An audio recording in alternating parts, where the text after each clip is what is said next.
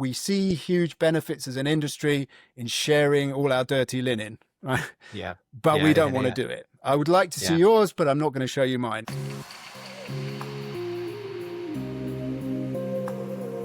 Hello, everyone, and welcome to Undocked. I'm Nick Chubb. And I'm Raal Harris. Welcome back, Raal. Thank you. How was your week off? Yes, it was eventful. Let me put it that way. I may need another holiday. The old holiday to recover from the holiday. Yes. I did see, we've talked in the past that my mum listens to the show. I did Caroline. While you were off. Yeah. She sends her best. While you were off, I noticed the only comment we've ever had on Spotify come in, and it was, "Nice one, Dad. You cooked." And given that my daughter's 3, I'm pretty sure that's your kid. It was my 13-year-old daughter. Yes, this is the parlance of our time. Apparently, it's cooked. I think it's good. I think I think it's definitely a compliment. Yeah. She enjoyed it. So, should I fill you in on what you've missed? Yes, since I've been back, I sort of had a little look through, but you did promise that you were going to give me the debriefing of what's been going on while I've been away. So I'm all ears. What's been going on, Nick? There have been, in the time you've been gone, to my count at least, 4 tech M&A deals that are worth having a bit of a chat about. So why don't we run down the list? Yeah. Starting with Marcura. Marcura are fairly large in the chartering space. They provide a combination of software and services to do things like port disbursements and that sort of stuff. That's kind of their bread and butter. But they also run a smaller brand called Martrust, which is like a crew payments cash to master platform. And they acquired Brightwell Navigator at the beginning of last week, which Brightwell Navigator is a crew payments app that focuses on the cruise sector. So it gives Marcura a bit of a foothold in the cruise sector, which is previously a sector that they've just never really looked at because most of what they do is kind of bulk tankers and dry bulks. And it takes the number of seafarers served by the kind of joint solution to 150,000. So they're now running payroll for 150,000 crew, which is quite some number. Yeah, I think there's a few things that are interesting about that deal. So the first one to pick up, I think, is well, you mentioned the number there, 150,000 crew. And I think for those people that are perhaps more used to the kind of sectors that you talked about there, one of the key considerations about the cruise market is the sheer volume of seafarers. And people might be assuming that, what do you mean? How many engineers are there? How many navigating officers? Well, they are much bigger teams, obviously, but it's really all the hotel staff as well that qualify also as seafarers under STCW and things like that. So that's where you get to those huge numbers with a relatively small number of ships. So I think that's my first point I wanted to make. But my first reaction to that is also as well that I thought might be interesting to zoom in on is that, well, why does it make sense? This deal really sort of makes sense. And I think that one of the aspects to it is that if you want to crack the cruise market, it makes a lot of sense to pick up somebody who's already entrenched in that market. And I'll say why, because I think to the untrained observer, they would probably use the word boats, wouldn't they? They would say, but you're all on boats, you're all but I think that my experience of working with it as well is that there's a lot of crossover topics. They care about safety, they care about environmental performance, but there is a fundamental sort of different way of thinking within the cruise sector as there is within the cargo sector. And for me, these are sort of entertainments people, hotel and entertainments kind of people who have to work on board vessels.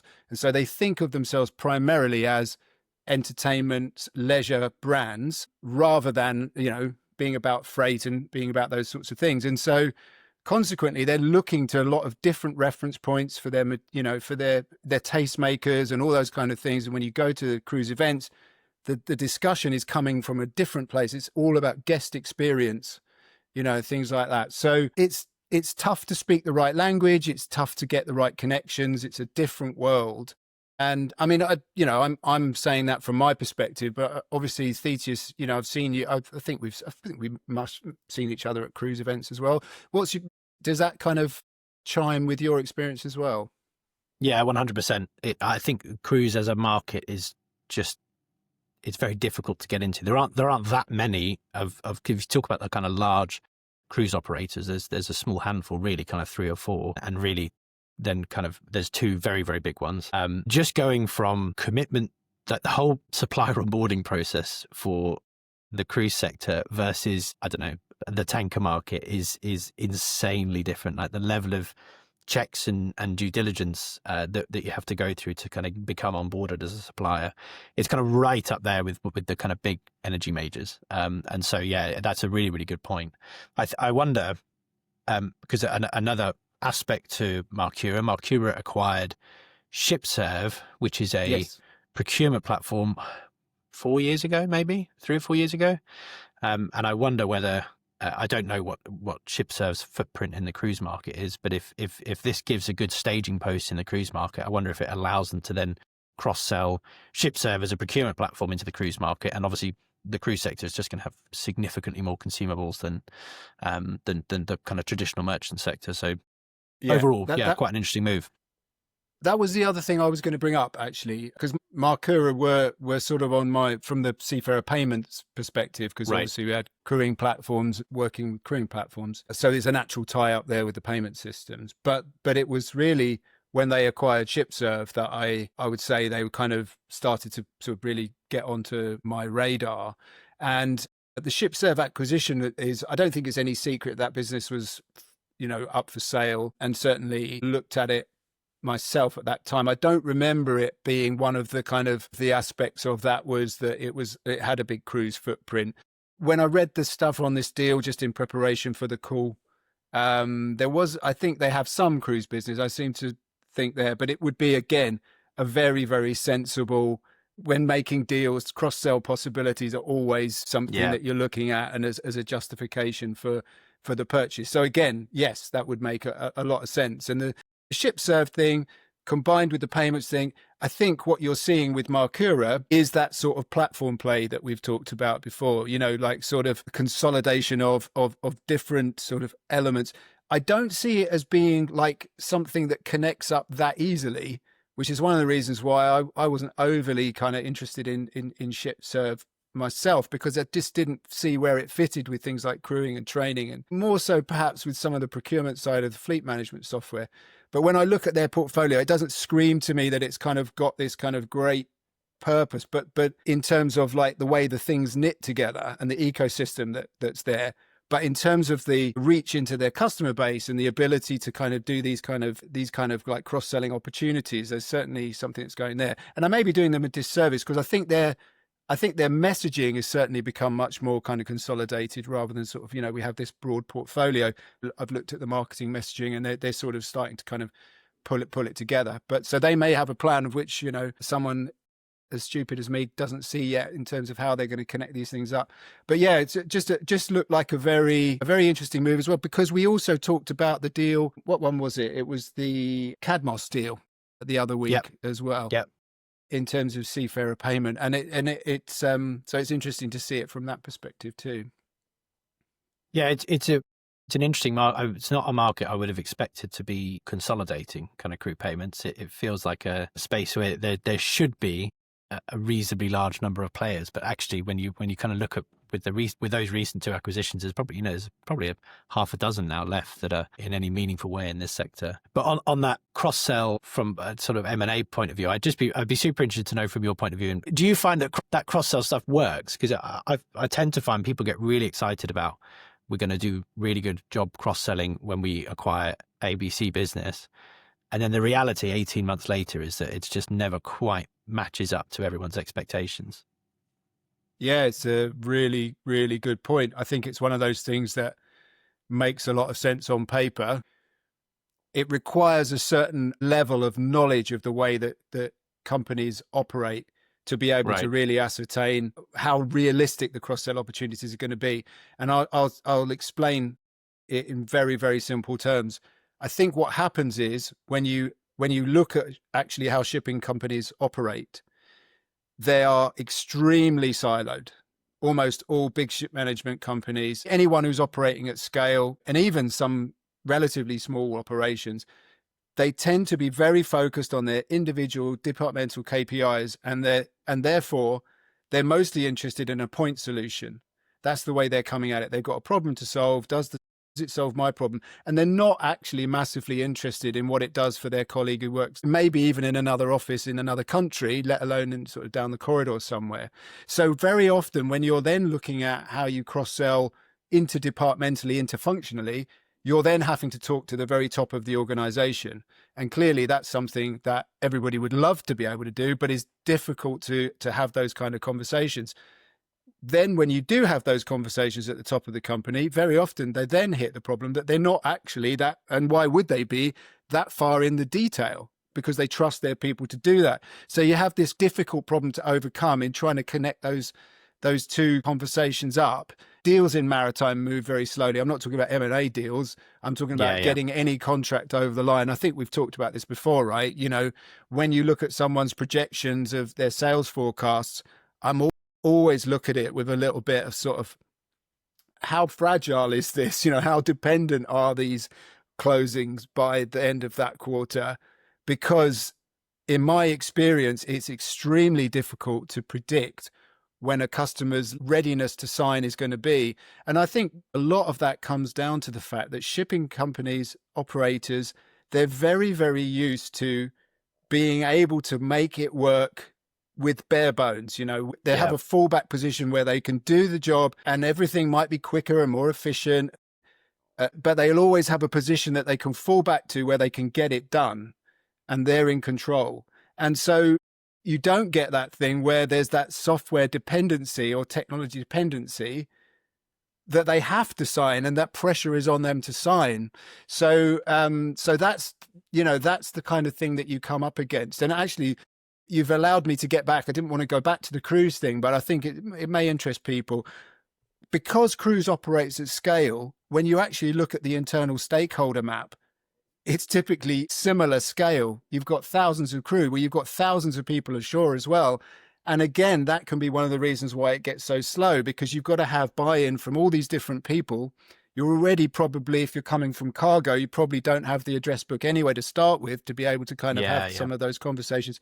So the problem is even more manifest, and it's even slower to kind of try and get these deals done. So yeah, I think that's the issue, because when you're talking to the top of an organization, as I've said, to get that cross-sale moving, you've got to have your most senior people speaking to their most senior people. So you might have this fantastic sales organization. They may have fantastic relationships with one function and one functional leader, departmental head. That does not then mean that they're able to do, you know, to open the door for you. And I'll give you a really, you know, really good example of that. When KVH bought Videotel, and I was working for Videotel. KVH, big satcoms provider, they had a very good footprint in leisure. They could see the footprint that we had in cargo. There was a big assumption that we would then be able to open those doors, which did happen. But for example, you know, but the average salesperson going in speaking to the head of training or the head of crewing is then sort of, you know, so talk to me about your broadband plan. They haven't got a clue. They're not interested. And why would they go out of their way then to start trying to have conversations with other people? They may not even, in some cases, even know who deals with that. You know, so But that's one example, simple example there of it makes total sense, but when the reality of it is much more different. We actually have this in Thetis with our IT cost benchmarking program. There's about 50 or so spend categories that we benchmark on behalf of ship owners, ship managers. And it's really interesting because obviously our primary point of contact is usually the CIO or the IT director, or like a, you know, IT kind of PMO type person. And the amount of IT spend that actually sits with a totally different decision maker, totally different function, totally different department, and no IT oversight on that spend at all is fascinating across the members that we've got in the program. Some can very quickly pull together their full spending across all the categories, and they've just got all that data to hand. Some have to go knocking on doors in various different departments with people that they just, they would barely have a reason to speak to, kind of day in, day out, month in, month out. They kind of pop up once a year to ask these questions. And I think you're right. I think people often underestimate the level of siloing in any kind of shipping company operating at scale, and overestimate the motivation that someone might have to have a single supplier across different functions. Whereas, what each function will try and pick what they believe is the best in class solution for their team, rather than trying to take an overarching organizational view. And there's lots of reasons for doing that, but I think it does make those cross sell opportunities after an M&A transaction happens, I think they just take a lot longer and take a lot more effort than people realize. Yeah, and I think the other thing that you'll remember the human capital in Maritime, the bottom line report that we did last year. Yeah. That was coming up with very similar conclusions in terms of the fragmentation that you see. So people are concerned on their specific KPIs and how they connect to the overall business KPIs, but the awareness of what they're doing departmentally is affecting and influencing KPIs in another part of the business. And the disconnect is quite profound. It's I don't want this to sound like, oh my God, these people, they can't see this. And it's really easy when you come along, you can just see how it all connects up. But the point is, people have got their heads in dealing with what they're dealing with. They have their KPIs that they've got to reach. There is very little time in any of the organizations that I know for people to kind of stop what they're doing and go, oh, I wonder if what I'm doing here is kind of, connected over there. So there are good reasons why it happens, but this is one of the things with data, right? If once we can start to put data together and start to see that what's happening in one part of the organization is directly impacting on another, that what's done, for example, in the training department is directly affecting retention. And it's not just about, pay, and it's not just about perks or whatever. If you can start to kind of connect those up and see where your investment in one area pays off big in KPIs. I think we've talked about maybe doing a sort of special on human capital management, because I think it's really interesting. There's a lot of different facets. So I don't want to get sidetracked today, but I think, these are good examples of where the same problems that you talked about with kind of cross-sell and selling value interdepartmentally is the same issues exist with data and being able to put that together and work more strategically. This is why I like these conversations. What's your catchphrase? Unplanned, unscripted, unhinged. Unhinged. That wasn't that because was I genuinely sane. had no idea what your reaction was going to be to that story, but that was a really interesting conversation. Next one then. I tried, Nick. The next two actually are definitely not cross sells. There's no way they're trying to cross over customer base, in my opinion. We've got Polestar Global has acquired Clearwater Dynamics, and Star Information Systems has acquired a tiny company that I had never heard of called Sharecat. Never heard of any of them. Have you not? Oh, right. Okay. Well, all right. The names, the names are for, but I've not come across. I should have said I've not come across them. So please tell me. It surprises me you haven't heard of Star, because they're in the kind of technical management space. So they are a kind of technical management ERP that's primarily focused on maintenance, logistics, HSEQ, dry docking, and although they don't do anything on the crewing side, but they're kind of adjacent at least to the world that you've lived in. You're right. I've been utterly negligent not to be aware of them.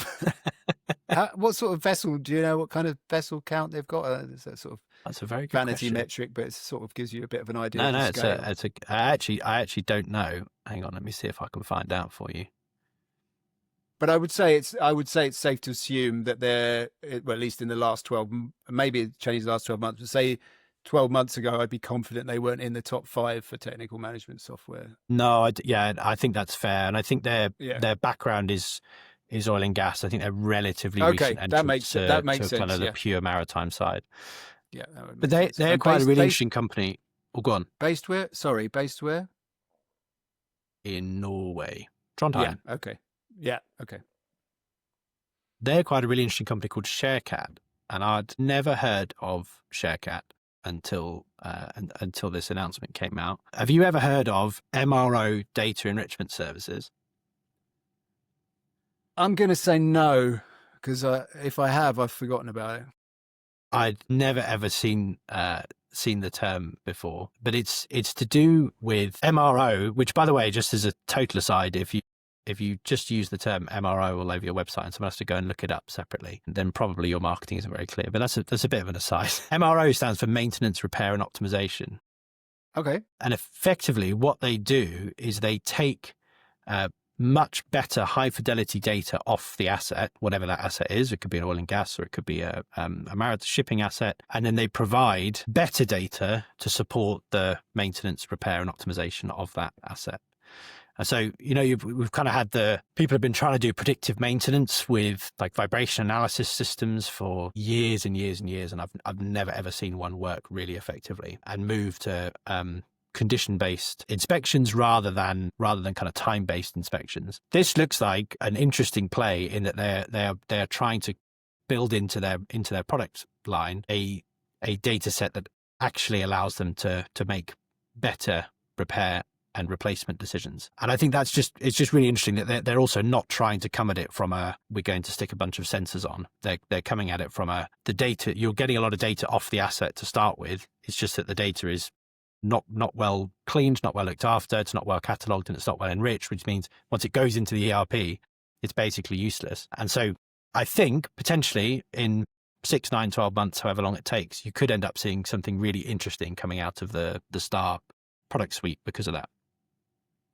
Is the implication there that the data is not just your data, that they're actually sort of sourcing, that it's a combination of all the data that they have on those specific component parts or whatever that you're using? Is that implied? Because I mean, this was one of the, we talked about the other week, like, why would the vendor solution as opposed to the kind of DIY solution, and we talked about the fact that AI could be game changing in that sort of sense, because you can allows for the sort of DIY approach in a different way. Yeah. And the conclusions, one of the conclusions we talked about, or one of the ways the vendor can defend their position, is in having that market breadth and all that data that's there of the world fleet that they can benchmark against.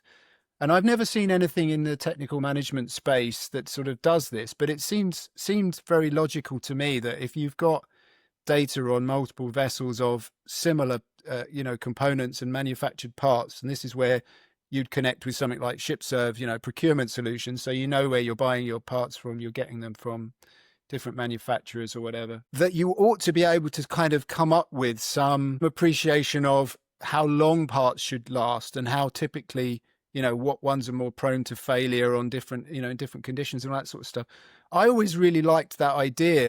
One of the reasons that I found that really interesting is because when you have navigational incidents, I'm talking from, my training experience now, most training is developed from the basis of an incident happened, that it's then investigated, there's key findings from it. Those are then built out into some sort of learning program, which is designed to ensure that doesn't happen again. And when you get navigational incidents, it very, very typically comes down to a decision that was made. At some point, a human being made the wrong call. That's normally what happens. Of course, there's lots of reasons we talked about that might be. It's not just about a human's failure. When you translate that to the engines, there's very many, or they are very fewer that you see kind of being developed out of something human and behaviorally that's done. And it typically gets chalked up to some sort of equipment failure. But the reality may well be that the use of the wrong tools, under lubrication, whatever it be, over time, it's still people's behavior or the way in which they're approaching their task or their knowledge about what they're doing that you want to kind of find as the learning point that you can then try and sort of correct and ensure that doesn't happen again. But it doesn't get chalked up as being that. It gets chalked up as the equipment failure. So I always felt that there was a great solution in there somewhere that enabled you to kind of unearth some of those things by saying, well, what is the common thread here? Sister vessels would be a great way of doing that. you've got two sister vessels, they're exactly the same. They should be, from an equipment perspective, they should be more or less the same in terms of failure and all that kind of stuff. And if you could see profound differences in the way that those were behaving or those outcomes and the findings from that, then you could perhaps look a little bit deeper and see what was underneath.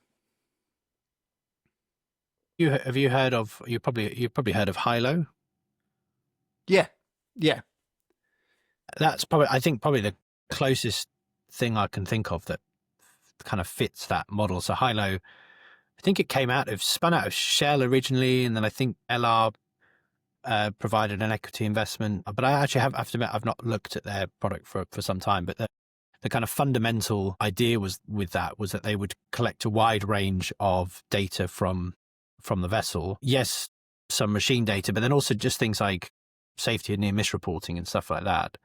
And then they put it all into a statistical model with the idea that there are some things that are leading indicators for something going wrong, Yes. with whether that be with machinery or whether that be human decisions. The plan is, as far as I know, is to using the statistical model to identify what those leading indicators are. So, for example, an increase in reporting of near misses of oily rags being left in the engine room is a leading indicator of engine room fires, for example. And that, just as a model, makes perfect sense. And they've taken exactly that. They said, look, if everyone gives us their data, we can process it and we can give everyone the insights back. As far as I know, it's worked reasonably well. But I've never actually seen anyone try to do that across a range of customers, from the kind of technical fleet management, procurement side of things. I feel like there's so much commercial sensitivity in a lot of that stuff that it just becomes a bit of a nightmare. Whereas Hilo is focused on safety, and we don't compete on safety, and therefore it's just easier for everyone to get along and make it work.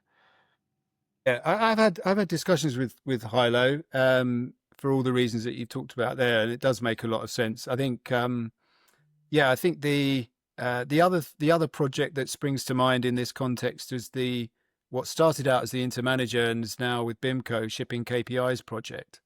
And this was the idea that you would because like you said, Hilo, the safety thing does make it a lot easier. The shipping KPIs are much broader, and I think what I love about those kind of ideas is because if we can agree a common set of KPIs, if we can all start to kind of play by the same rules, if you like, it just becomes much easier to be able to extrapolate data and to be able to make recommendations. Everybody sees their operations as slightly different. Everyone has different stakeholders with different things that they care about. So it's a very difficult thing to achieve. But I think that if it would be a major game changer in terms of the way vendors are able to support a broad customer base if they understood what everybody was chasing, for sure. I always find it funny how people often will try and look for really elegant technology-led solutions to things to overcome the fact that people aren't sharing data across organizations. Like the best example of that is in the container sector, where you've got companies like Traxons who are installing hundreds of thousands of sensors onto hundreds of thousands of containers around the world to get better container tracking, when in reality, someone always knows where that container is. The containers never just get lost. It's just that the data going from one stakeholder to the next, to the next, to the next, to get to the person who actually needs to know the information, just that chain doesn't really work. And so you kind of bypass it by sticking sensors onto the container. I think it's a similar kind of thing here. Like if data was shared more easily between organizations that may benefit from it, you wouldn't necessarily need to do a whole bunch of really clever stuff like sticking vibration sensors everywhere. Just coming back to the deal itself, any sort of takeaways from that? Do you see that sort of specific strategic thing behind it, or? No, only that I think what's most interesting about that is that data quality really matters. So that's all that Sharecat does, really, is they take slightly messy data sets and make them really work. And clearly for Star Information Systems, who are focused on things like maintenance, asset management, HSEQ, those platforms only really work if they've got access to really good data. And I think that is going to become more important. We're not going to talk about AI in this episode, I promise. But in a post-AI world, the garbage in, garbage out principle is actually more important, not less. And so what I think from a kind of product and expertise standpoint, what they've done is go for how do we make sure we've got the best data in the market for our customers, and that will give us the best product naturally. Yeah. So this is sort of almost more like a sort of an enablement acquisition, in the sense that it will allow them to do what they're already doing in a much better way, and maybe future proof them a little bit for the world that you talked about then. Yeah. Great. And so Yeah. you mentioned there was one other that you mentioned as well. Polestar. Yeah. So Polestar. Do you know Polestar? A little bit. Yeah. Okay. So they are probably a vessel tracking and voyage performance platform. Probably, I'm sure they'd be very upset with that description, but they started in the ship security alert system game kind of back in the early 2000s. So they had ship security alert systems installed onto thousands of ships. And then over time, they kind of layered in these extra services with the data they were collecting through that system to be able to eventually become a kind of voyage optimization platform. They acquired Stratum 5 probably 2.5-3 years ago, and Stratum 5 developed the kind of Podium platform, which allowed you to take any time series data for a ship from any source and kind of plug it into a single unified platform. And that's kind of where the voyage performance bit comes from. And they have acquired a company called Clearwater Dynamics, who make a product actually for the insurance market. So it's a marine war insurance SaaS product. And I think the idea is they're going to be able to take Polestar's data, and Polestar has very, very good access to very, very good AIS data, partly through the installation base that they've got. I think that's something like 20,000 vessels, and then partly through being able to bring in and process AIS data from other places. But Coral, this Clearwater Dynamics platform, provides the insurance market with sort of 24/7 oversight of any insured assets so that they can dynamically assess risk. And so this is both for Polestar, it's both a customer play and a product play. So you've got the kind of product play being, it's Very a nice. big bolt-on for Coral to get access to the better data, but it's also a new product for Polestar. And the customer play is it opens up Polestar into the insurance market in quite a meaningful way. Insurance market, with everything that's going on in the world, particularly around things like war risk, is quite an interesting place to be at the moment. Yeah, very interesting. Very good. Very good. And then the final one, which literally just got announced in the last 48 hours or so, is that Xeneta has acquired eeSea. Xeneta one you have come across? Yeah, I saw that as well, and I very, very interested in that one. I don't think it's a massive, what should we say, significant deal, in the sense that they've acquired this Denmark-based maritime data supply chain company, eeSea, and I think eeSea are quite a small company from what I understand. I think it's only 6 or 7 people, and so that's why I say don't wish to dampen the fire on the deal, but I think it looks to me like a consolidation play. Reading what they have, mostly it's a kind of a sort of more of the same kind of thing. I may have missed something. Apologies everybody if those companies, if I have. Yeah, but I've always called them Xeneta, but I watched the video yesterday and they said Xeneta, so I'm going to go with Xeneta because yeah. Have you always called them Xeneta? I've been saying that wrong for years. Well, yeah, that's really. The narrator on the video could be just an AI voice, who got it wrong, but you'd think they'd pick that up, wouldn't you? So I'm going to go with Xeneta. If anyone's listening, and could you just clarify for us?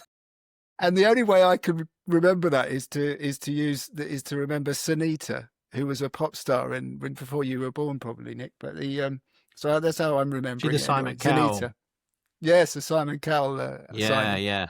Xeneta. So let's say it's Xeneta. But I met a guy called Peter Sand, who was the sort of data lead at BIMCO for about 12 years. And I was doing quite long-term projects with BIMCO. So we met very briefly there. And then I noticed that he'd left and he'd joined them, and he's their chief analyst now. So they are essentially they're about freight procurement and logistics.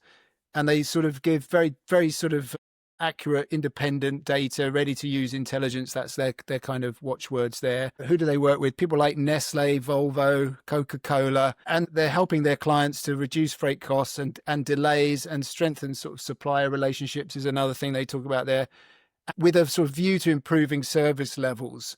And so I think there's a kind of overall supply chain resilience, and I'll come back to that because that seems to be a bit of a lead with where they are now. But then the other thing is sort of all about making sure that you're getting the service levels that you signed up for in the contract, and looking at, you know, using data primarily rather than sort of gut feeling or any of those kind of things to actually kind of choose the right suppliers for you and that kind of thing. So I'll come back to the resilience thing first. So I said they make a sort of quite a big thing of resilience, and you could normally tell a lot about a company by what they really focus on. Because if they've got a good marketing department, good sort of brand development, they will choose one real kind of thing to lead in, and then maybe have 3 or 4 follow-up things. And the one that they lead with on their website is basically sort of like volatility, really. The volatility to tariffs, the Red Sea, you know, and they've got a kind of good positioning on that. The basic message being that things are totally impossible to predict what's going to happen next. So how are you going to very quickly kind of be able to understand what the data is telling us and be able to move accordingly and stuff like that? So, and again, I think this is a really interesting side of the business, to be able to be resilient across the supply chain. And that seems to be what they're looking at now. So being able to kind of add in this additional company, there was one thing that caught my eye that was in the messaging of the eeSea that I didn't see in the Xeneta one, was this ability to simulate some of the things that might happen. And I think that's a really kind of interesting thing as well. We talked about that in the context of, what was it, the fuel EU stuff, you know, the ability to be able to say, if I use this fuel on these routes, you know, what are my emissions going to be? What are my carbon credits do I need? All those sorts of things to be able to simulate. They have clearly got something going on there that they can look at across the supply chain and be able to see what's going to happen. And what's really interesting, and why I got interested in Xeneta when I first heard Peter had moved there, I started getting the newsletters, and one of the things that came through was about emissions. And it was about who are the best people from an emissions point of view. At that time, there was big conversations all around ESG and around what goes in your ESG reporting. And these guys were doing that on all these different suppliers.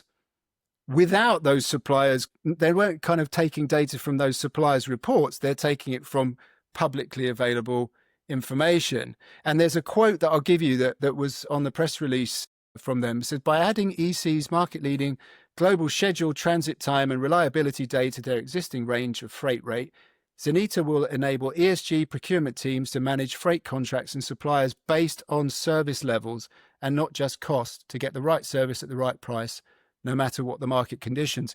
So this brings us into this kind of service levels thing.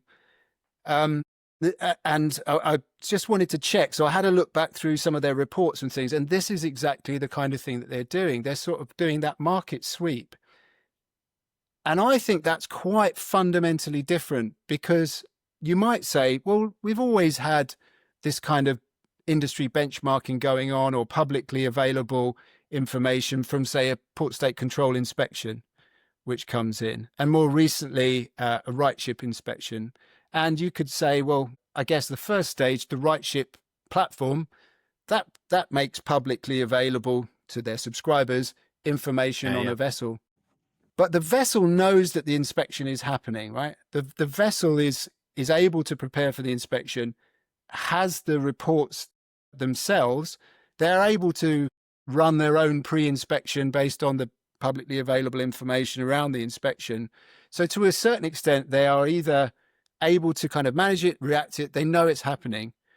What seems to be happening with platforms like this is that there's almost like kind of enforced transparency, because you're being reported on without your sort of knowledge, because it's so easy now comparatively to put together huge data sets and to be able to predict through understanding the behaviors of the vessels, the type of engine, all of these, the size of the vessel, all of these different things, that they can make very accurate information based on that and produce league tables and all sorts of things. And I think that that's really keyed into a lot of the discussions that we've had around the way that we see things going and connecting up the whole of the supply chain. Do you know who's doing an interesting job on that? and I'll come back to Xeneta. I don't know what to call them now. I feel confused, but we'll come back to them in a second.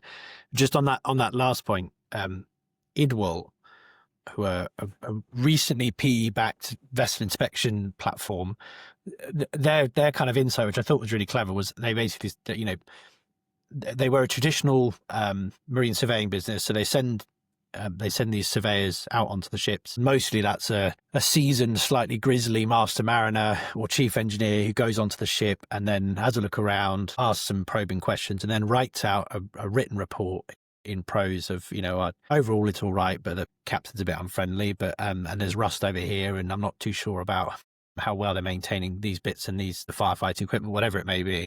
And what they did at Idwal is turn around and say, well, look, instead of having a written report from the surveyor, can we just have a standardized form that's totally standard for every ship? And I think it's like 200 or 300 questions. We send the surveyor on with a tablet, and in real time, they go through and they answer all these totally standardized questions. And now they do, I don't know how many surveys they do a year. It's either hundreds or thousands, but they do a lot of surveys. They've now got to the point where, because that data set is totally standardized, when you get one ship in a fleet of sister ships, if you capture that data once for one of those ships, all else being equal, you've got a pretty reasonable data set of what the other sister ships look like. And so all of a sudden, they're able to make a predictive guess about the quality of a particular vessel without even going on board the ship. And if they do want to firm that guess up or firm that estimate up, then they can send a surveyor on and answer the questions and see how close to right they were. And over time, they've built up this enormous standardized data set of vessel quality, which I thought is a very clever way of doing it, because it's only required a very small process change from the surveyor's side. Yeah. But on Xeneta, I'll call them Xeneta. On Xeneta, I think I may get this story slightly wrong, but I think what happened was when they first got going in kind of I think it was like 2017, 2018, something like that. They went round to all of the carriers and said, because they're a price benchmarking platform, so they basically allow you to benchmark your freight. And they went around to all the carriers and said, well, would you be willing to share live pricing data so that we can kind of share it with everyone and increase transparency? And obviously all the carriers turned around and said, no, what are you talking about? Of course we're not going to do that. What a stupid idea. So then they said, okay, well, in that case, we'll go around and ask all of your customers. So then they went around to all of the big charterers, the likes of Nestle, IKEA, all of these big companies that buy a lot of freight. They said, well, would you be willing to share what you're paying? And then we'll anonymize it and then share that as a benchmark with all of the other customers. Obviously, they all turned around and said, yeah, absolutely, that's a great idea. Gives us much better certainty. So they ended up getting to the same result just by asking another counterparty for the same set of data. And by the time you get to a critical mass with this sort of stuff, it becomes a bit like the Idwal example. It becomes something that then you can start to predict. And the thing I quite like about this acquisition is that eeSea, I think, focuses on schedule integrity. So like, how likely is the ship to be late or delayed or be rerouted, all of that sort of stuff. And so now they've got with Xeneta, they've got pricing, and with eeSea, they've got the kind of integrity, the quality of the service delivered, which gives them a really nice rounded product, I think.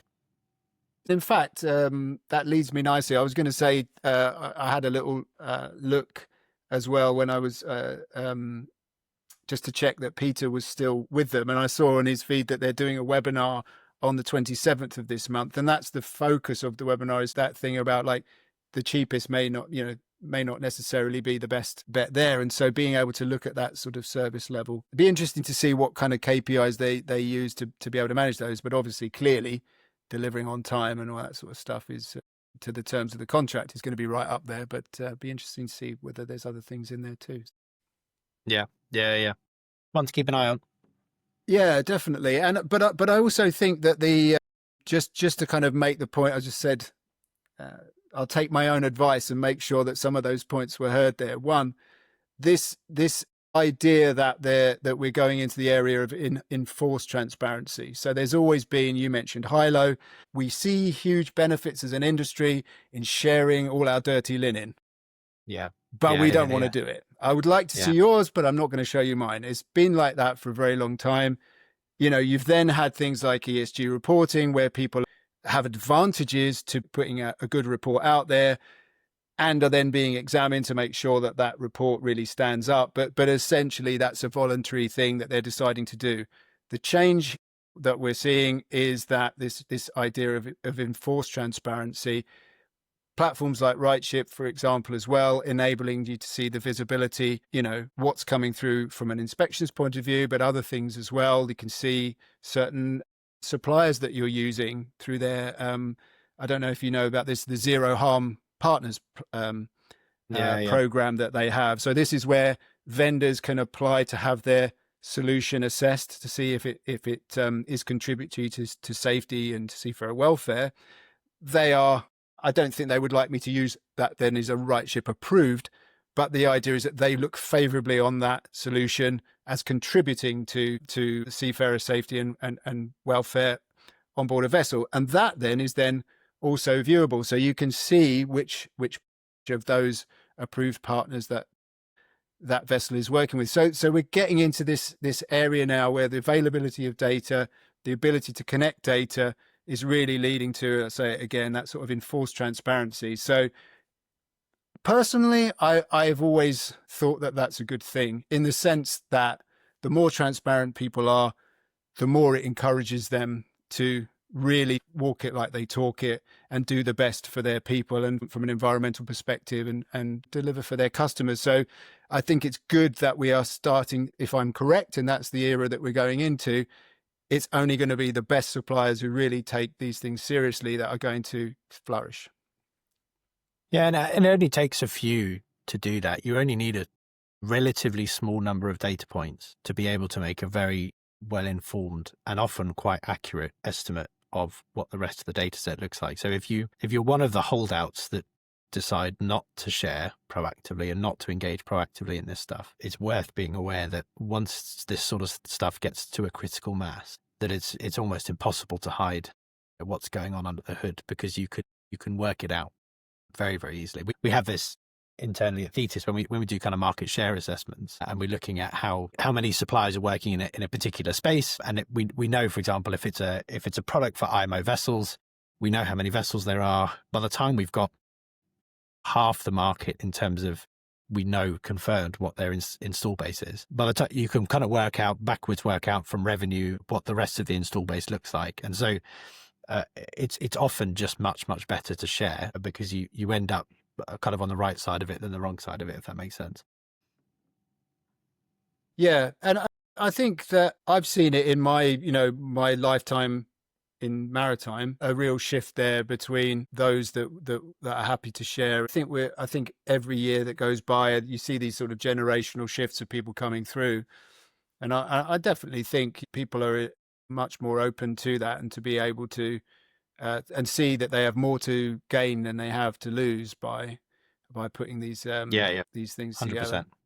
100%. But there has to be, I feel very strongly that there has to be a system of rewards, because you can very easily otherwise get into a situation where just people just taking, and it undermines the whole process. And you I know you run these, and I'm very privileged to participate in them quite often, where you do these closed door meetings, so everybody knows it's Chatham House rules, and they can really share some of the problems that they're having and work towards common solutions. And you sometimes see there'll be 2 or 3 people in those meetings who don't say anything and write a lot of notes, and the simple fact is they don't get invited again. Yeah. And with good reason, because it's like any human relationship. It doesn't work if one person is kind of putting everything in and the other person is just taking. So I would like to see incentives to the data you're able to see based on the amount of data that you contribute and things like that. That the system should be able to work that out, so that your contributor status is able to unlock more benefits for you if you're somebody that's kind of really contributing. Should we have a quick chat about the satcoms market? Yeah, always interesting. So I think there's been a few interesting things recently. So first, everyone talks about Starlink like it's the only game in town, and to a certain extent it is. Obviously, you've got OneWeb, but I think in terms of price, Starlink significantly undercuts OneWeb. But back in May, Starlink removed their unlimited data packages from the market, and they basically said you need to purchase airtime in the same way that the old VSAT suppliers would do, and it would be 1 terabyte for $1,000, 50 gig for $250, that sort of thing, right? So then, a week ago, Amazon's Project Kuiper crossed 100 satellites in the sky. I think they're up to 102 satellites in the sky now. And then literally within 2 days, Starlink came out saying, we're now doing an unlimited data package for any IMO registered ships. So within, May to August, within about 4 months, they have put caps on and then removed those caps for IMO registered. It's only for cargo ships and tankers. They have to be registered with the IMO as a cargo ship or a tanker. So I think that's how they're kind of keeping the offshore market and cruise and all those sorts of things on with the data caps. But they now have it's an unlimited Starlink contract for a couple of $1,000s a month. I think it's like $2,500 a month. And so what's really interesting about that is a reminder that no matter how exciting the new technology is that's coming in on the block, people will always follow, and price always matters. So I think as Kuiper comes online in a big way, and we've still got OneWeb kind of hovering around there as well, as Kuiper comes online in a big way, I think we're going to see a real price war between Starlink and Kuiper. And I think we've already talked about the commoditization of satcoms and the fact that the price has dropped significantly. It's going to go through the absolute floor in the next 3 to 5 years would be my guess, and it's going to be really cutthroat between those two. People I think have been very forgiving of aspects of the product. For example, like there are no SLAs at Starlink, or historically there've been no SLAs at Starlink, but like the price is so good, the bandwidth's so good, it doesn't matter. We'll learn to live with it. It's owned by Elon Musk, and he's a very controversial figure, and half the world dislikes him, and therefore governments potentially don't like it, and it's not approved in lots of places. But the product's so good, don't worry, we can forgive that. With Kuiper coming in, you've got Jeff Bezos, who owns and is chairman of Amazon. Amazon is one of the biggest logistics organizations in the world, and Jeff Bezos has much, much better relationships with governments around the world than Elon Musk does, and much, much less volatile relationships. And so I can see that the things that people would forgive in Starlink, they're not going to have to even worry about with the likes of Project Kuiper. And Starlink has very recently introduced SLAs, for example. And so they're starting to realize that they need to start bringing this stuff in, and they've put the cap on, they've taken the cap off. I just think we're getting to a point, probably not immediately, but in the next kind of 12, 18 months, where I think we've gone from the VSAT market being massively disrupted to now the LEOSAT market is going to become really, really competitive. And I'm just sat here with my popcorn, wanting to enjoy the show. Yeah. Well, it's good. It's going to be interesting. We're sort of getting to the end of time, I think. Well, no, it's not that bad. It's not the end of all time. But to the end of this show, just one thing, I'll mention it because I read it this morning. We've talked about ammonia a few times, and there was a significant, I think it's the first green ammonia bunkering operation, which was concluded recently in China. And coming along with that is a sort of like data starting to emerge about its potential in terms of being able to sort of reduce emissions. I'll read it as a direct quote. Results from full engine tests suggest that operating an ammonia could reduce a ship's tank to wake emissions by between 90 and 95%. And that's a report by the GMF, which well exceeds anything that the engine designer's expectations and that kind of thing. So, of course, there are massive, massive problems with ammonia, but from a production perspective, we've talked about things moving, that being one of the few things that's potentially possible at scale. You've then got those kind of huge emissions reductions. So a lot to do, still a lot of kind of validation to do as far as the trials go. But I thought it was really interesting that data is emerging. That's my kind of. Also, just interesting from a feedstock perspective, the fact that it was green ammonia means that often you see these and then you kind of dig into it. It'd be a methanol bunkering or whatever. And you dig into it and it's like, actually it was grey methanol, and it was ultimately like the cracking the supply, the actual net zero supply of the compound that you're using as fuel is the far more difficult bit. So the fact that they've been able to source and then run a trial bunkering with green ammonia, I think is actually genuinely very exciting. Well, the other thing there is the well to wake. For those that don't live and breathe this stuff, it is possible to make a whole load of really nice fuels from an emissions perspective, but that have huge environmental costs to be able to develop them. Yeah. So that is a significant one there. And we talked about the swinging pendulum is going to be ammonia, then it goes back again. That pendulum starting to get stuck around the ammonia position there.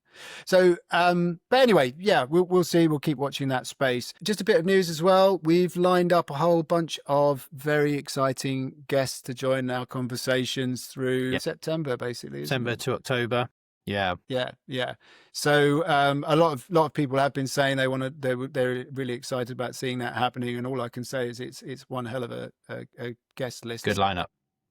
Yeah. So keep watching. Until next time. What's your sign off? You've had a holiday to think about it now. I didn't have any time to think about it. Yeah. I don't even mention it. It's Right, bye everyone. Cheerio.